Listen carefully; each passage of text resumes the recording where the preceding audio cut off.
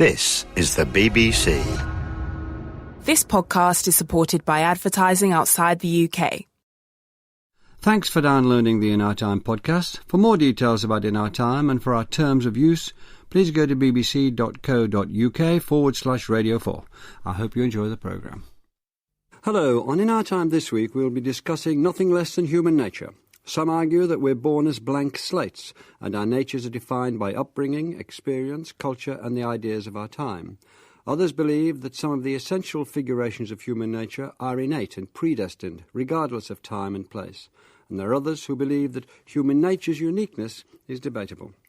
Is there really such a thing as human nature? And if there is, can it be changed? Does the truth about human nature mean we should stop striving for progress, or should it give us cause for optimism? And how important is the human race in the wider scheme of things? Joining me to discuss these questions are Steven Pinker, Professor of Psychology and Director of the Centre of Cognitive Neuroscience at the Massachusetts Institute of Technology, and author most recently of The Blank Slate. Janet Ratcliffe-Richards, philosopher, reader in bioethics at University College London and author of Human Nature After Darwin. And John Gray, Professor of European Thought at the London School of Economics and author, most recently, of Straw Dogs. Let's start at the very beginning, Steven Pinker. What do you understand by the term human nature?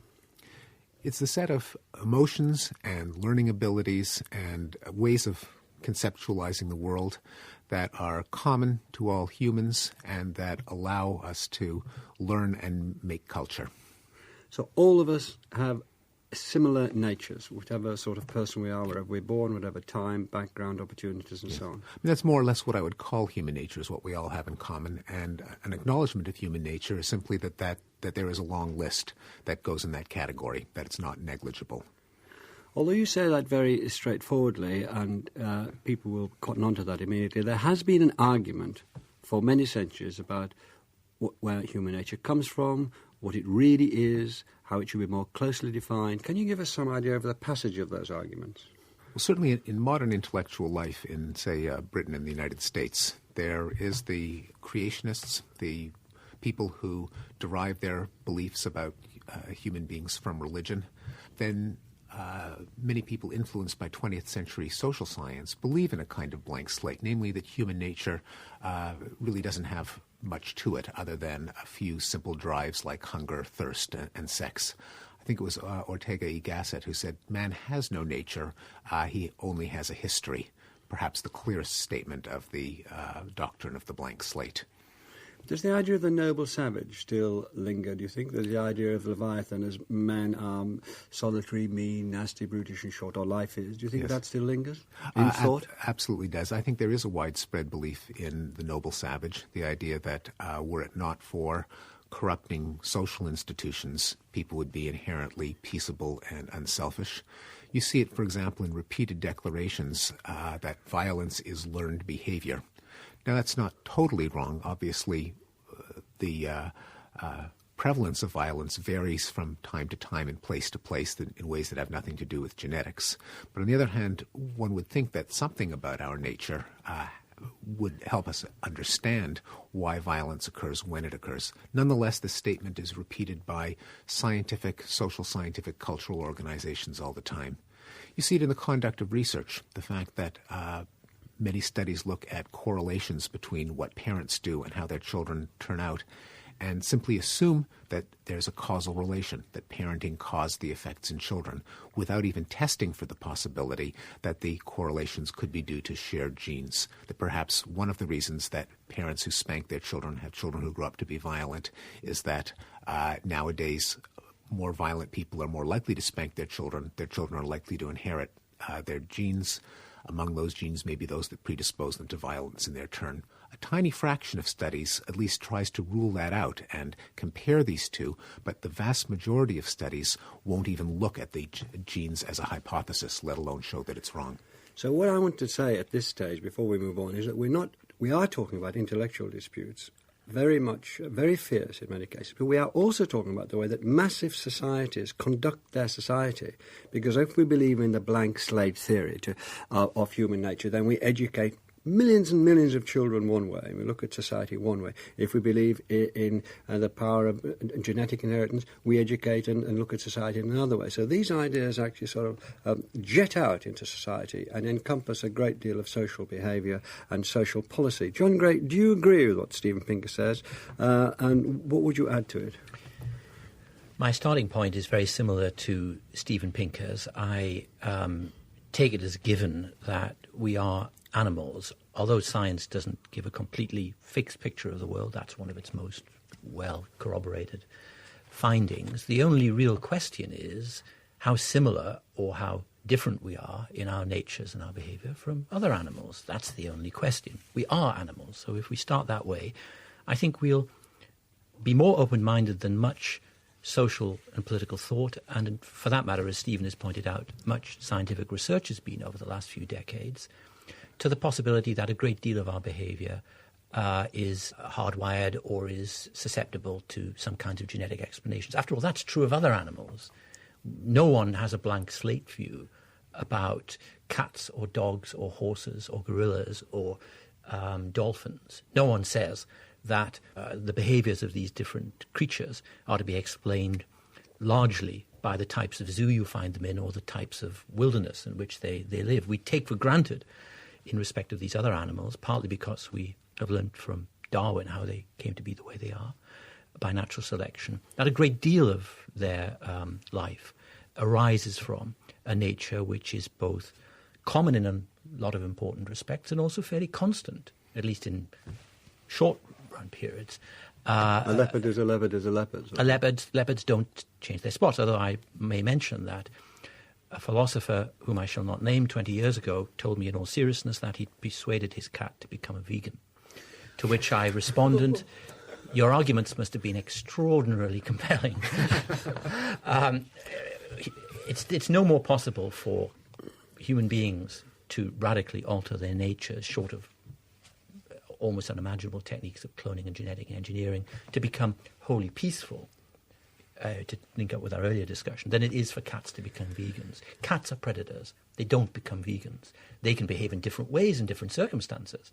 A loved cat or a cat which has had affection from a human being will, broadly speaking, other things being equal, tend to trust that human being. And so, whereas a cat that's been badly treated will behave differently. But there's a commonality of relatively constant needs, emotions, dispositions and traits that is simply there in us as there is in other animals. Then where does that take humanity, our unique humanity?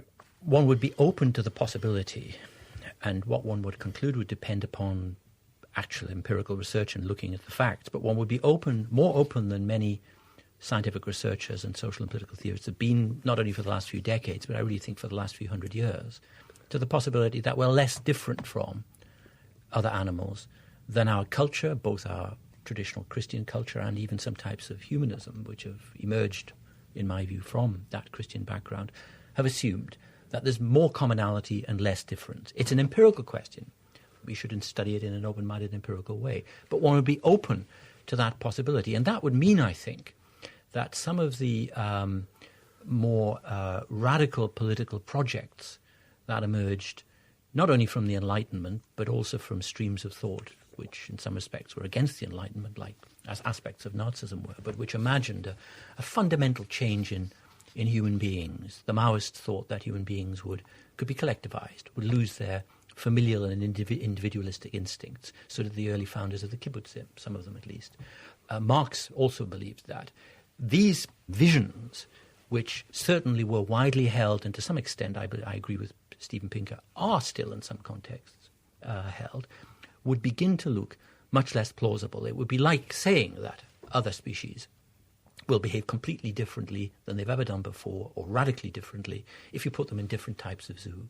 Even the worst tyrant with the greatest amount of power, Stalin had an awful lot of power, Mao had an awful lot of power. People in Russia and China today, though in some ways damaged or traumatized by that experience, are still recognizably the human beings that existed during and before those great experiments. Janet Ratcliffe-Richards, what does Darwin bring to the table here? What does I know he's been mentioned by Steven Pinker and so on, but what would evolutionary Darwinism bring to this argument about human nature and the difference of human beings and the importance, if any, of the difference? Well, the importance certainly, but what is the quality of the difference? I think the interesting thing about trying to understand a Darwinian account of human nature is that you have to go back to understanding what kind of thing you're claiming to know when you know about human nature. And one of the great problems is, and this I think is a theme in the background of both Stephen's and John's books, is that a great many presuppositions from previous kinds of concept of the world have been mistakenly carried over into Darwinian thinking, and people have got the wrong idea of what claims about human nature mean. For instance? Well, if you look back at an Aristotelian view of the world had an order, but it wasn't just a scientific natural order. It also had a moral order built into it. It had an order in the way things were supposed to be, and you could disrupt this order by doing something which something of your nature was not supposed to, and then you would get chaos until the order came back again.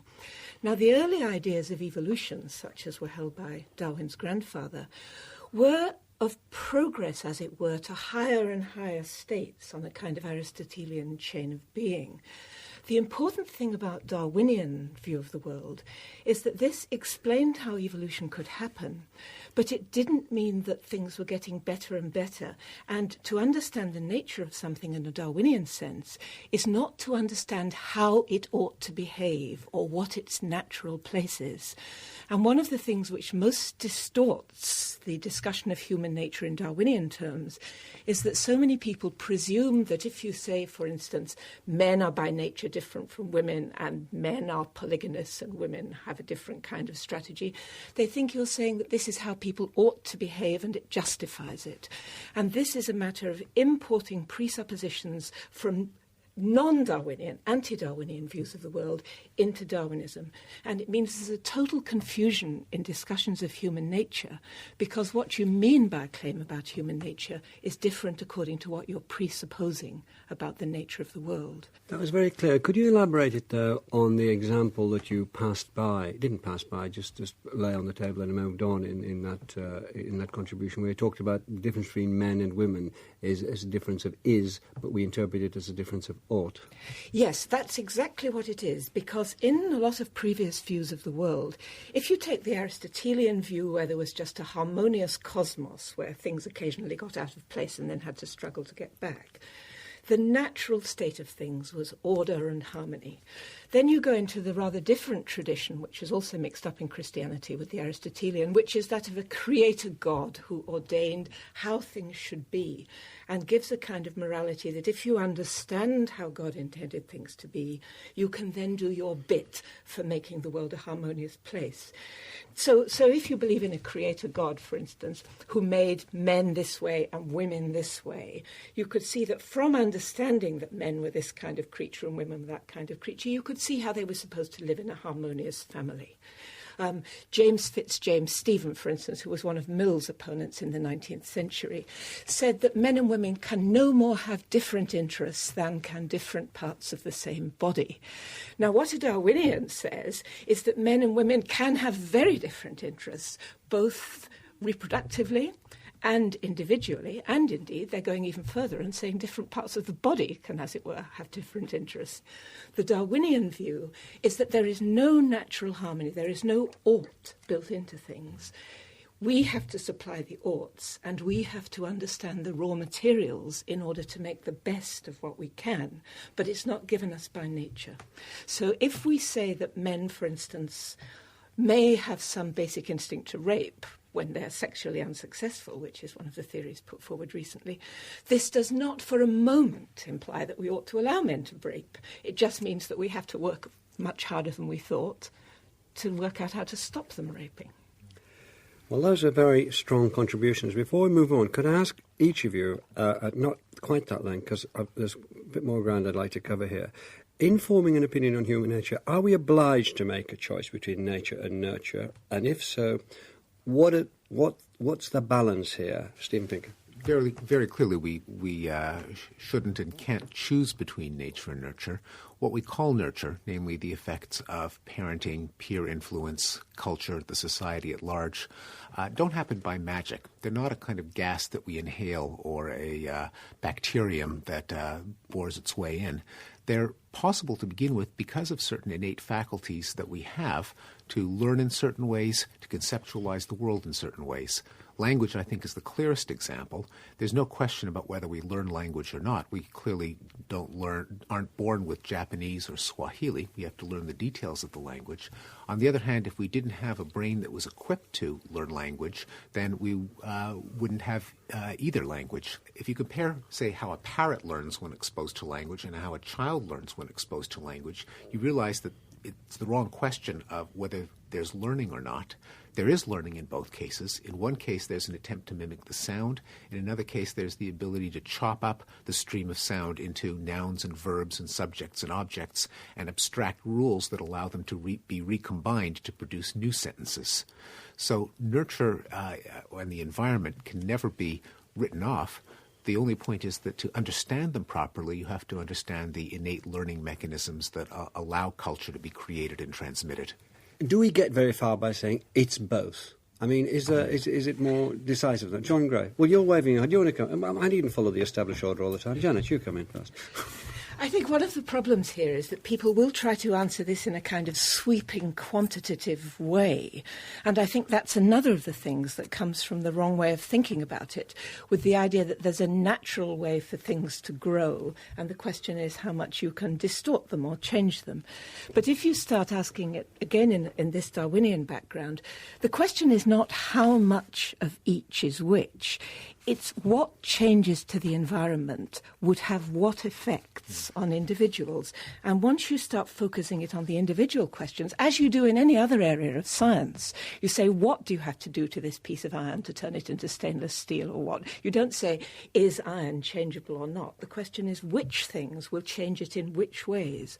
And it's just the same with human beings. It's a question of which environmental influences will have which effects. But what strength has the environment on this piece of iron if it doesn't want to be a piece of steel, as it were, John Gray? Well, I think I agree with what Stephen and Janet have said, that we can't think of nature and nurture as mutually exclusive alternatives, because all the possibilities and limitations of nature, of nurture, are given us by biological facts about the human animal, that we are not born fully equipped for life, that we have a long infancy, that in that period we're very heavily dependent on our parents. They're biological facts.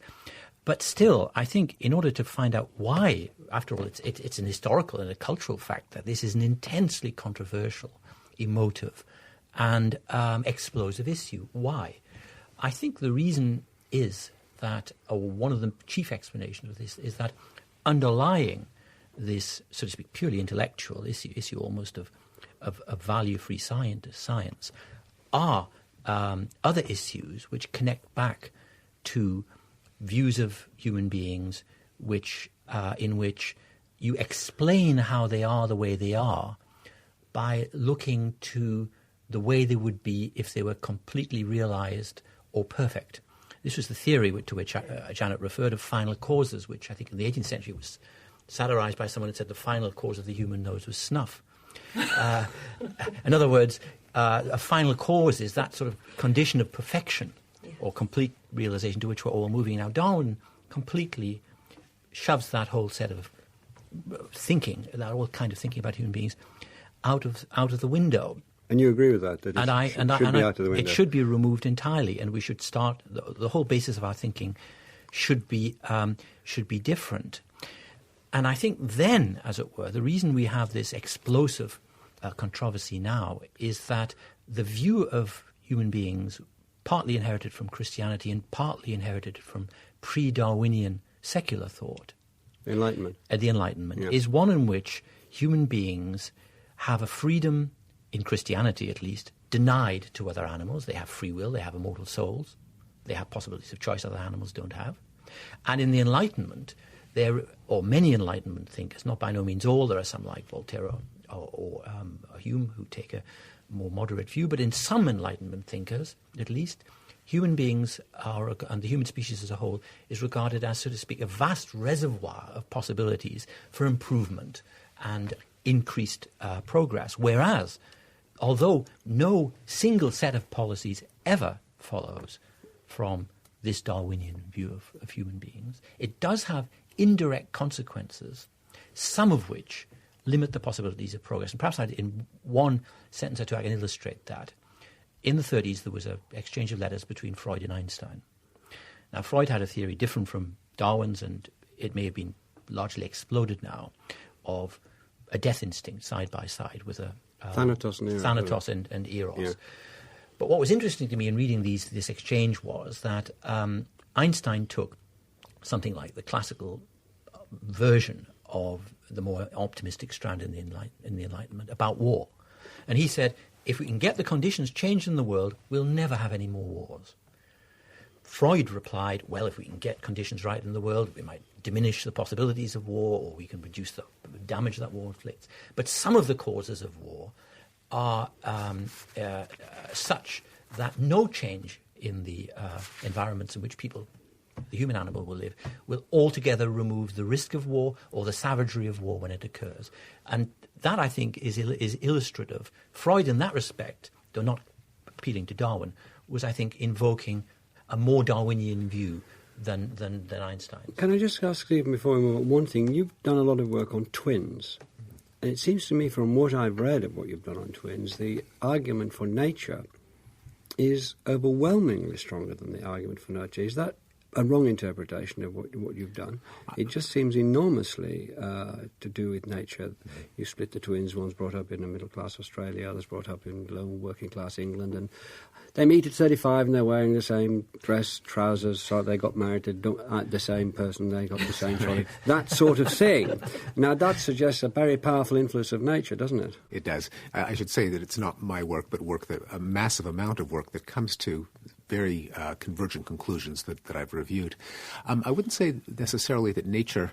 it says that nature is non-negligible, that it has an enormous effect that can't be written off. However, here's a sobering statistic. We all know about the identical twins separated at birth who are similar in all of these ways. The thing is, they are certainly not indistinguishable. Often in personality traits that you measure using psychological tests, the correlations are about 0.5. Now, that's a lot more than zero. It's also a lot less than 100%. What it doesn't, so it shows that there is something that goes into what makes us what we are that is not just the genes. The astonishing thing, the second shocker from this research is, think back to the identical twins reared together. If they only correlate, say, 0.5, they not only share an heredity, they also share an environment. They have the same set of parents, same house, same neighborhood, largely the same peer group, same number of televisions in the house, same number of books in the house, but they are not indistinguishable. That means this is, I think, a true challenge for the science of the mind, is how could they be different even though all of the lists of causes that we've all talked about for years are pretty much equated. Now, it could be that trivial differences in experience make a huge effect. One twin has to get the top bunk bed and one twin has to get the bottom bunk bed. On the other hand, I think it's remarkably unlikely that could turn one twin into a shy person, shyer, and the other one in bolder. I think that there's an underappreciated role for chance. Chance possibly in the events that all of us encounter uniquely in our lives, but also chance in the wiring up of the brain in utero and in the first couple of years of life. So it might even restore this pre-Darwinian concept of fate, not fate in terms of predestination, but fate in terms of uncontrollable fortune. Destiny. A kind of destiny, not preordained, but something that's beyond your control, beyond your parents' control, beyond your genes' control, simply because as powerful as the genes are, they can't possibly determine the wiring diagram of the brain down to the last synapse. And it's likely that whether a neuron zigs to the left or zags to the right might accumulate to leave a big effect on our personalities. Can we talk very briefly about whether you think it's the blank slate idea or the genetics idea that leads us to violence and crime? And can we try to use, if we can possibly be specific once or twice here? John Gray, do you think that our cultures, what we are, human beings, let's abandon human nature and not dream of talking about humanity, but because you think humanity is too big a claim, really, don't you? You think that humanity, you put it on a par with Christianity. It's a self-deluding, self-aggrandizing claim to what we really are. But what we are as human beings, you think that we will always tend to violence as cats will always leap on mice? I do. I mean, to begin with, think as you say I do that the broad notion we have of humanity reflects much more the lingering influence of Christianity and other pre-Darwinian ideas and categories of thought than we allow. But I'd like to make an initial distinction in answering your question, Melvin, between crime and violence. I think it's very important when thinking about these matters to realize how variable and changeable crime is. After all, Oscar Wilde went to jail for being a homosexual. If you go back a couple of hundred years, or not even that in some parts of Europe, women were punished for being witches. That was criminal, even though it was, in a sense, a non-existent activity. So I'm cautious and very skeptical about any attempt to explain crime by genetic considerations, simply for the simple fact that what is criminal and what is not is just too variable. However, we can have a kind of an operational idea of what it means to be violent, which we can, I think, make quite substantive there. And I think in that sense, what we have to say is not what some Enlightenment humanists say, which is they say things like, well, violent behavior is simply one part of the human repertoire, like making music or making love or praying, and it just depends on the circumstances and the environment whether it comes out or not, because at the back of that is the blank slate notion. It's the notion that if you could get the environment right, there'd be absolutely no temptation to violent behavior or no disposition to it. Everything we know, not only about human biology and human prehistory, but, and this is an important point, about human history, there's less dispute in some areas, at least, about that, shows that human beings are extremely violent animals, not necessarily the most violent of their evolutionary group. I think it was E.O. Wilson who pointed out that there are some baboons who kill more frequently than they do within their group, that if they had nuclear weapons, we'd have already had the catastrophe. So we're not necessarily the worst, as it were, but we are, historically speaking, a very violent animal. That's hardwired into us. That propensity is strong. So the idea that we can eradicate tendencies to violence or violence from the world by reshaping the environment is one we should give up.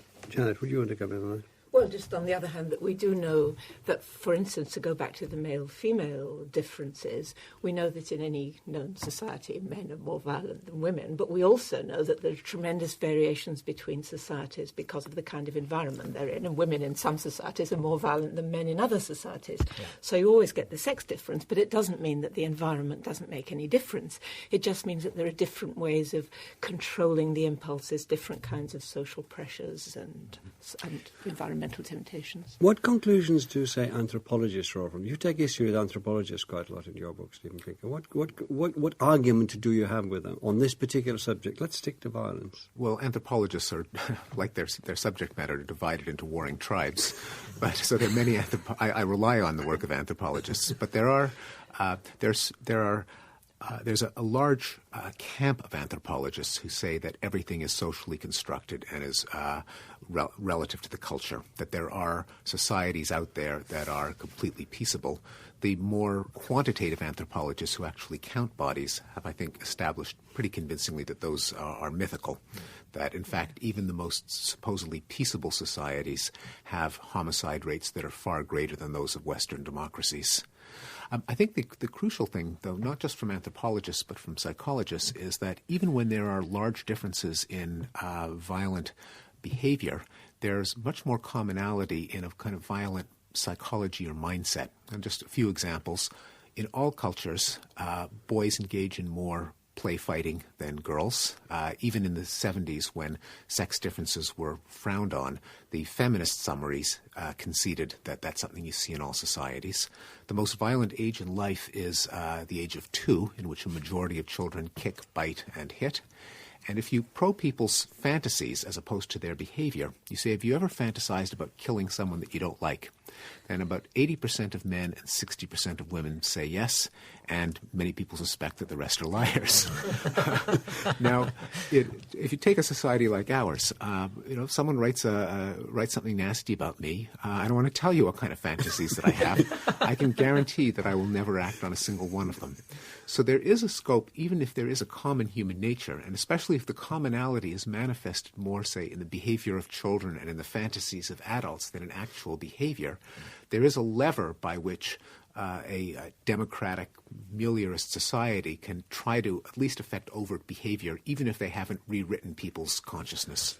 Given your study of bioethics, Janet, how do you approach the idea of setting up systems of morality when we've had Steven Pinker and John Gray be so adamant and persuasive about the innate, continuing, historically proven, and you yourself have joined in, as it were, never-ending violence? Are we just papering over, well, the cracks isn't the word, the chasms? I mean, is it any more than John Gray might say, a sort of self-aggrandizing way to pretend that we have humaneness and humanity, whereas it's neither here nor there. We're just sort of getting by. We have some humaneness and humanity, and evolutionary theory explains where we get it from, too. But the interesting thing here is that once you do this... How does it explain that? How does... Evolutionary psychology explains it explains it by saying that you will survive better in... Quite often you will survive better in groups where you cooperate than if you all seek your own interests. And we know that both on the large scale from the social arrangements we make, but the same sort of thing accounts for natural selection of groups with a good deal of internal altruism to each other. So we understand how we kind of got the impulses. The interesting thing for ethics here is once you go into this Darwinian world where the is and the ought really are separate, then you have to start realizing that the inquiry into the ought becomes a totally separate line of inquiry. That is, you can't get it out of the scientific knowledge. You just cease to try to do it. So there's no way in which we ought scientifically to behave. We will behave as we behave, and then the ought is to do with laws brought in from the outside. Is that what you're saying? It's to do with our understanding, our appreciation that certain states of the world are better than other states of the world. And when we start trying to pin down what we mean by better, we find we get into all sorts of confusions which we never realised in the previous ideas about the world we got into because we thought there was just such a thing as all-purpose progress. Now we realise we have to decide between conflicting goods. And the question is, how much of this can we do rationally? Now, I wouldn't be in the subject if I didn't think there were a good deal we could do rationally. For instance, to go back to John's idea about animals, I think we actually have made serious moral progress in recognising that suffering in animals matters. It just objectively matters, just as it does in humans. And to the extent that an animal's suffering is equal to a human's suffering, objectively speaking, they matter exactly as much. Now, this is a kind of thing you find by reasoning, and it changes the way you start thinking about how to organise society. How it's often been thought, it's been thought for a long time in different countries and different times, that culture, in a narrower sense, knowing about the arts, knowing about philosophy, knowing about science, culture has a civilizing influence on mankind, will make us better people, might even make us happier people, will get us nearer the truth. Do you think that's true? I think there's something to it. I think I wouldn't put it that simply, but just we have experienced a decline in many forms of violence in the last 50 years and probably the last 1,000 years, where treating members of other societies as if they were non-human, as if their interests counted for nothing. We have to discount a heck of a lot of wars in the last 50 or 60 years for your theory to sort of have any sort of right at all. It doesn't depend on how many people get killed. Yeah. Yes. Capital punishment is much less common. Beating children is much less common. Deadly ethnic riots are much less common than they used to be. Pogroms over the last 50 years, according to historians. It probably has many causes, but I think one of them is a kind of cosmopolitan outlook in which you can no longer have what I think of the default mode of human reasoning and sympathy, namely the members of my tribe and village I can empathize with, everyone else is less than human, perhaps even extended, as Janet Radcliffe Richards points out, to animals. Partly because of the lessons of history. If your own jingoistic statements were made previously by some enemy regime and that led to disaster, you've got to take a second look at them. If you have realistic fiction or cinema that allows you to project yourself into the daily lives of people from very different times or places, you can't simply massacre them without some kind of twinge. So I think even though I don't think that exposing people to literature will make them humane, I think some kind of cosmopolitan awareness through history, through journalism, through literature, cumulatively might explain what moral progress we have enjoyed. We are looking back in a century where some of the most civilized nations that it is in the cultural sense possible to be have done the most appalling things in the human sense it is possible to imagine. But you have to distinguish between whether people actually behave in these ways and whether the moral ideals of how they ought to behave are changing. Now, there was a time when it was actually the moral ideal that you only cared about your own group, and some people still have that. But the moral idea can change, and we can say that these people didn't live up to it. So you have to distinguish between these two kinds of progress. And even in the case of, say, Nazism, where it's certainly true that some horrible people were connoisseurs of culture, certainly music is not going to make you a better person. Certainly bombastic architecture is not going to make you a better person. And it's also true that some forms of inquiry in Nazi Germany were radically suppressed. Certainly science, when many of the best scientists were forced to leave. Philosophy suffered terribly. I don't think there was any kind of great literature or fiction from that period. So that's why the question shouldn't be asked of culture in general. But there is a risk here of rerunning Aristotle's mistake. I mean, Aristotle thought that doing philosophy made you better. Aristotle thought that being cultivated made you an all-round good chap, of course, because it was chaps then he was talking about. I tend to think that that's a mistaken way of thinking, because the values that art and philosophy and science and music contribute to our lives need not be moral values. They needn't actually make us better. In other words, if somebody demonstratively proved that science or philosophy or literature hadn't, as it were, made people kinder or less bigoted or less, it wouldn't, to my mind, empty them of value, because they give us other things which are of value. Just one kind of cautionary. I don't quite share Stephen's view. I mean, numerically, the 20th century was a time of the greatest mass killing, partly because the technology was greater, but not always. The last big genocide of the 20th century in Rwanda was done with little axes.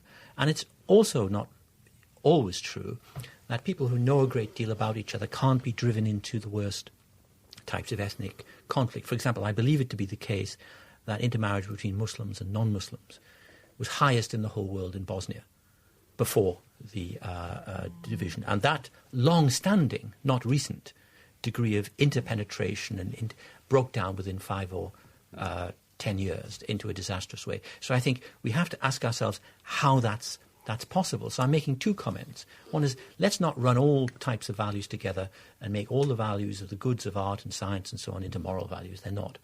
But the second is, let's not kid ourselves about the fragility of the kinds of harmonious or peaceful interaction that human beings can achieve. It can be very profound. If a third almost, I think it was a third, 30% or slightly more, of the population in Bosnia was intermarried between these two faiths. It brought up children together. And yet that could disintegrate very quickly. There are obviously deep-seated propensities, as well as tragic historical accidents and errors of policy and so on. Obviously deep-seated human propensities that make this possible. Can I close by asking you, if you can briefly, and really let's not try to cheer each other up or anybody else up, just try to be as straight as you can. Do you really think that this business of us being humane, seeking out for enlightenment, seeking out maybe on the basis of religions, going forward in spirits of inquiry and so on, do you think this, in the end, adds up to a hill of beans? But there are two beliefs we have to give up. We have to give up the belief in the irreversibility of moral progress. It's absolutely essential.